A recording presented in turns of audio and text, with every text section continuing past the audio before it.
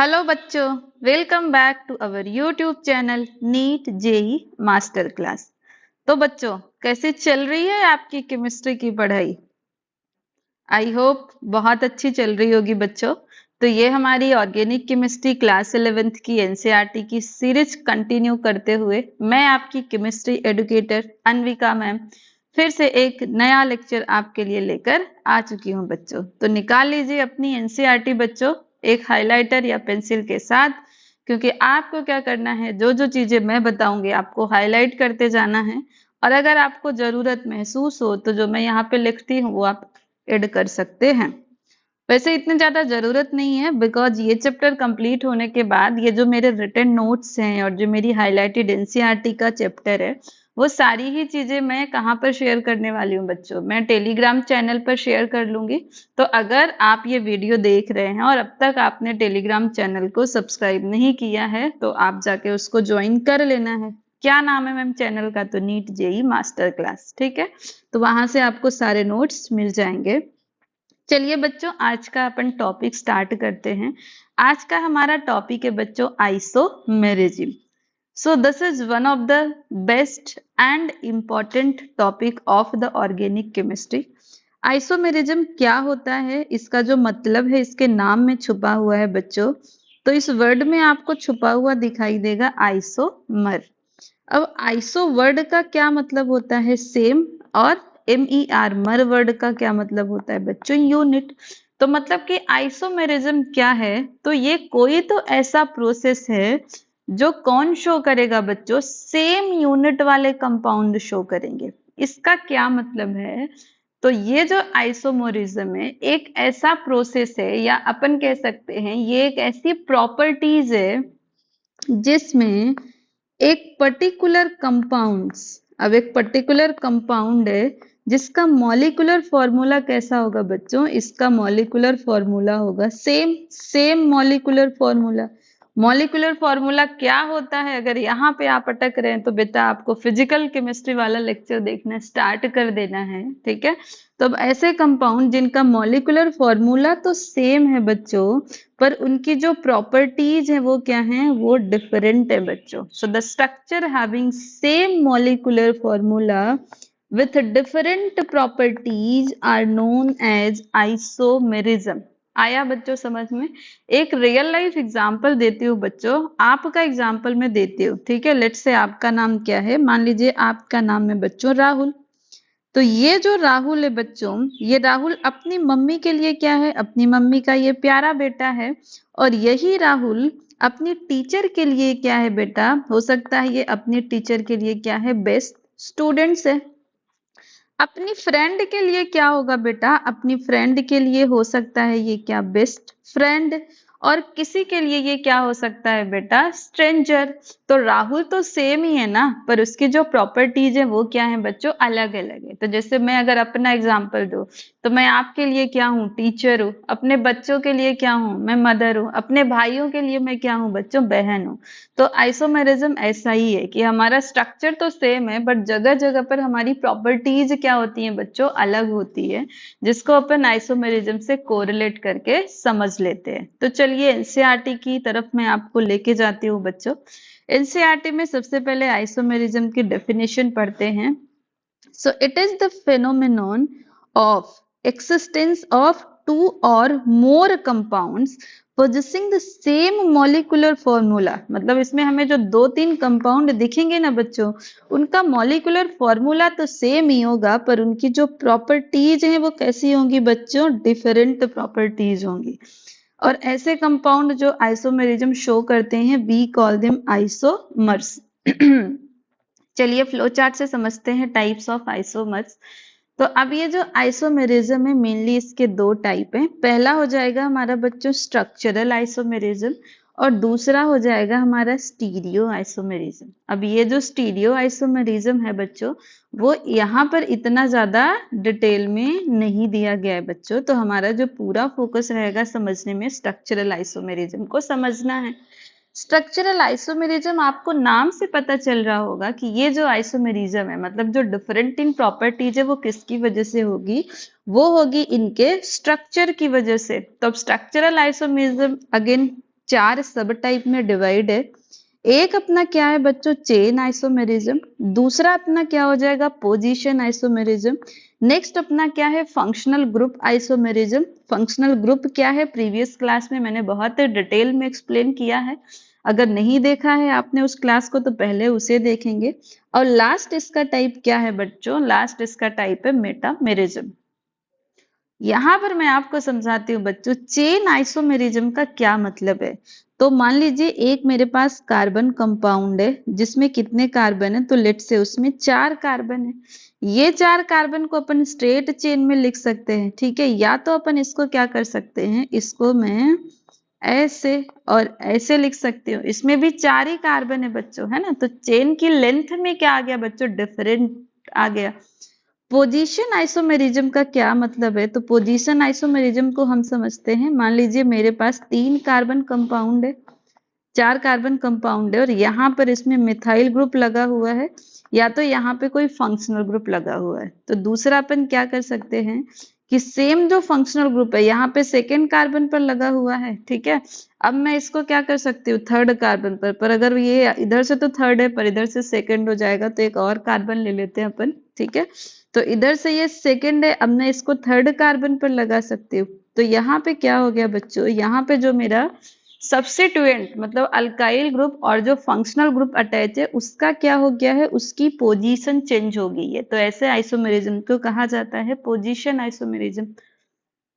Functional group isomerism का क्या मतलब है, तो इसमें जो चेन मतलब जो कार्बन कंपाउंड का नंबर है वो सेम होगा, इसमें जो टाइप ऑफ फंक्शनल ग्रुप है बच्चों वो क्या हो जाएगा, चेंज हो जाएगा। फंक्शनल ग्रुप का जो टाइप है वो चेंज हो जाएगा। फॉर एग्जांपल कीटोन एल्डिहाइड में बदल जाएगा और एल्डिहाइड कीटोन में बदल जाएगा।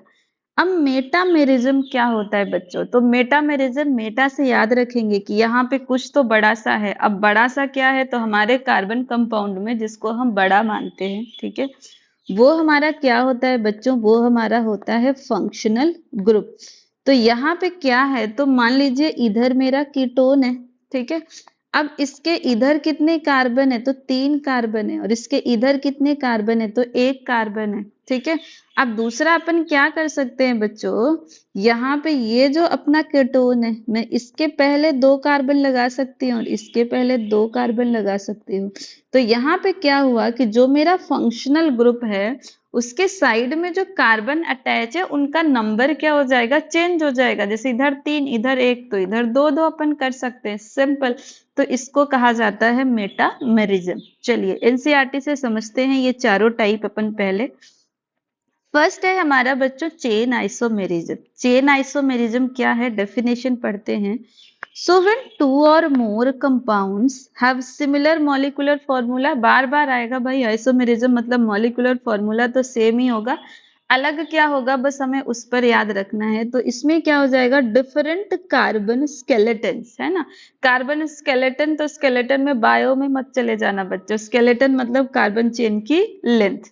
तो इसको क्या कहा जाएगा, चेन आइसोमर, और ये जो प्रोसेस और फिनोमिनन है इसको चेन आइसोमेरिज्म।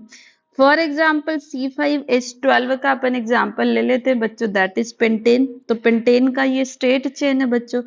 अब यहाँ पे अपन क्या कर सकते हैं, अगर इसको इस तरीके से लिख दिया तो ये क्या हो जाएगा हमारा आइसोपेंटेन। अब यहाँ पे एरर है बच्चों, ये हमारा यहाँ पे लगाओ, क्योंकि यहाँ पे भी अगर है तो 1 2 अपन ऐसे गिन सकते हैं ना।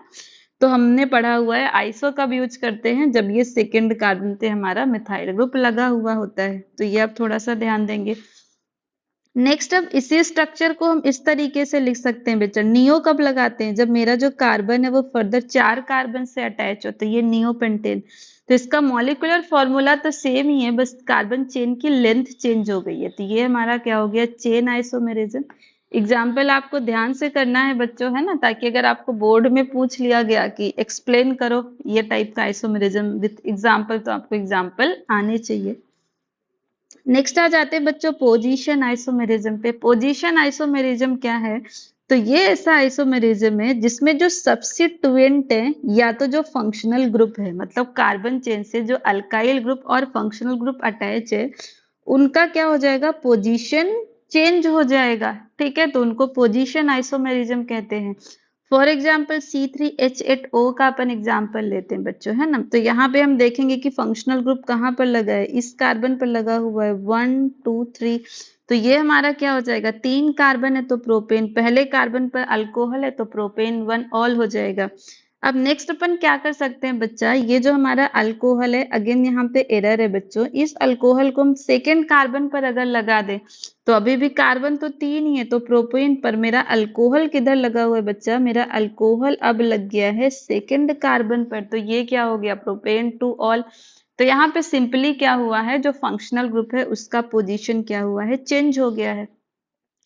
नेक्स्ट अपन समझते हैं फंक्शनल ग्रुप आइसोमेरिज्म। तो अब यहाँ पे क्या होगा कि यहाँ पे जो कंपाउंड है they have different functional group, मतलब मॉलिक्यूलर फॉर्मूला सेम है पर फंक्शनल ग्रुप का टाइप यहाँ पर चेंज हो जाएगा बच्चों, जिसको कहेंगे फंक्शनल ग्रुप आइसोमेरिज्म। यहाँ पे क्या एग्जांपल लेंगे, C3H6O का, जो क्या रिप्रेजेंट करेगा, एल्डिहाइड एंड कीटोन रिप्रेजेंट करेगा बच्चों। फंक्शनल ग्रुप में याद रखना है आपको एल्डिहाइड एंड कीटोन को। फॉर एग्जाम्पल ये वाला आप देखिए, तो 3 कार्बन है तो प्रोपेन है, और क्या लगा हुआ है, तो CO जो है वो हमारा कीटोन है, लास्ट क्लास में करवाया हुआ है बच्चों। तो ये क्या हो गया बच्चों, ये हमारा हो गया प्रोपेनॉन। और नेक्स्ट बच्चों अब क्या है, प्रोपेनल है। तो अब अगर यहाँ पे बच्चों इसको अपन लास्ट वाले के ऊपर लगा दें तो अब ये क्या हो गया, CHO हो गया। तो CHO मतलब एल्डिहाइड, एल्डिहाइड के लिए हम क्या लगाते हैं बच्चों, अल लगाते हैं, अल्कोहल के लिए ऑल लगाते हैं, और कीटोन के लिए ओन लगाते हैं बच्चों। लास्ट क्लास में ये सारी चीजें मैंने आपके साथ डिस्कस कर ली है बच्चों। लास्ट जो टाइप ऑफ आइसोमेरिज्म है दैट इज स्टीरियो आइसोमेरिज्म। आप देख सकते हैं बच्चों, इतना डिटेल में नहीं दिया हुआ है, तो ये 12th में हम पढ़ेंगे बहुत ज्यादा डिटेल में। अब ये ऐसा आइसोमेरिज्म है बच्चों जिसमें क्या डिफरेंट होगा, they differ in relative position of their atoms or group of atoms। कहाँ पर, तो in space are called as stereoisomers। तो ये याद रखना है कि जो स्टीरियो आइसोमर्स है उनका डिफरेंट क्या होगा, उनकी जो रिलेटिव पोजीशन है, मतलब लेट्स से कार्बन से जो भी चीजें अटैच है उनकी जो रिलेटिव पोजीशन है वो स्पेस में क्या होगी, अलग होगी। तो इसको क्या कहा जाता है, स्टीरियो आइसोमेरिज्म। 2 टाइप के हो सकते हैं, जियोमेट्रिकल एंड ऑप्टिकल। ये डिटेल में हम 12th में करेंगे बच्चों, ठीक है। अब बच्चों जो हमारा नेक्स्ट टॉपिक है वो बहुत ज्यादा इंपॉर्टेंट है, क्योंकि पूरे ऑर्गेनिक केमिस्ट्री का जो पूरा सार है, मतलब अब तक हमने क्या सीखा बच्चों कि ऑर्गेनिक केमिस्ट्री कंपाउंड को हम कैसे पहचानेंगे। अब ऑर्गेनिक केमिस्ट्री के कंपाउंड को आपने पहचान तो लिया बच्चों, अब ये जो अपन टॉपिक करेंगे ना, इसमें हम ये समझेंगे कि जो ऑर्गेनिक केमिस्ट्री के कंपाउंड्स है ना, वो आपस में इंटरैक्ट कैसे करते हैं। इंटरेक्शन का क्या मतलब है, तो इंटरैक्ट करेंगे मतलब वो क्या करेंगे, रिएक्शन होगा उनके बीच में। तो उनके बीच में जो रिएक्शन हो रहा है ना बच्चों, उसकी क्या मैकेनिज्म होती है, वो सारी चीजें हम इस टॉपिक में समझने वाले हैं बच्चों। तो मैं आपको यहाँ पे थोड़ी सी अभी समझा दूंगी बच्चों, फिर बाकी की सारी चीजें अपन नेक्स्ट क्लास में इसको हम डिटेल में करेंगे, ठीक है। तो अब यहाँ पे ऑर्गेनिक कंपाउंड का हम क्या पढ़ेंगे बच्चों, नेक्स्ट जो टॉपिक हमारा होगा बहुत ज्यादा इंपॉर्टेंट है। अगर ये आपको समझ में आ गया ना बच्चों, तो ऑर्गेनिक केमिस्ट्री में आपको कोई बीट नहीं कर सकता है, और ना ही आपको कभी ऐसा लगेगा कि ऑर्गेनिक आपको समझ में नहीं आ रहा है। तो रिएक्शन मैकेनिज्म क्या होती है, तो हमें पता है कि रिएक्शन मैकेनिज्म में क्या होगा, एक सबस्ट्रेट होगा। सबस्ट्रेट ऑर्गेनिक केमिस्ट्री में हमारा क्या होगा बच्चों, हमारा सबस्ट्रेट होगा यहाँ पर कार्बन कंपाउंड। कार्बन कंपाउंड क्या होते हैं, अब हमने उसको पढ़ लिया है। अब ये जो सबस्ट्रेट है ये किसी पर्टिकुलर रिएजेंट से क्या करेगा बच्चों, रिएक्ट करेगा। मतलब reagent, there are different type of reagents जो अपन पढ़ने वाले हैं। ये रिएजेंट जाके सबस्ट्रेट के साथ रिएक्ट करेगा, मतलब रिएजेंट के बीच का जो बॉन्ड है वो टूटेगा, इनके बीच का जो बॉन्ड है वो टूटेगा बच्चों, और क्या बनेगा, नया बॉन्ड बनेगा। तो बीच में क्या बनेगा, जब कुछ बॉन्ड टूट रहे हैं और कुछ बॉन्ड बन रहे हैं, उसको हम इंटरमीडिएट कहते हैं बच्चों। और फाइनली जो हमारा इंटरमीडिएट है वो कन्वर्ट हो जाता है बच्चों प्रोडक्ट में। तो ये हमारी पूरी रिएक्शन मैकेनिज्म है। तो नेक्स्ट क्लास में हम डिस्कस करेंगे कि किस तरह से हमारा कार्बन कंपाउंड रिएजेंट के साथ रिएक्ट करता है और कौन कौन से टाइप के इंटरमीडिएट बना सकता है, और प्रोडक्ट किस तरह से बनेगा, क्योंकि अब ये क्लास 12th में बच्चों सारा हम ऑर्गेनिक रिएक्शन रिएजेंट मैकेनिज्म पढ़ते हैं, तो उसका जो बेस है ना बच्चों वो वहीं पर है। तो नेक्स्ट क्लास में हम इसको बहुत ही अच्छे तरीके से डिटेल में करने वाले हैं बच्चों।